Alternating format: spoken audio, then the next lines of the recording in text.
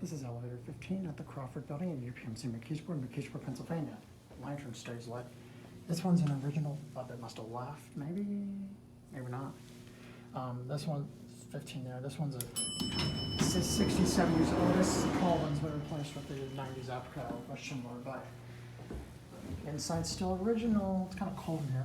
7. Here we go up.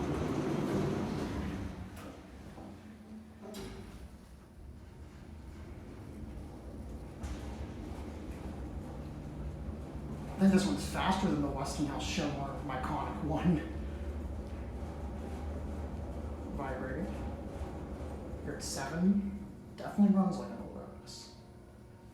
Can you hear the motor generator remote or something? I think these phones are locked. B, G, A, whatever are locked. Because they are on the other ones. Go back down to 1. Has the 90s EPCO fire service. It's a basic old Otis cab with the tray lighting. There's an outlet right there. Yeah, this one's definitely faster. Yeah, again, it's coldness over the shaft of this one must not be insulated. Here back at 1.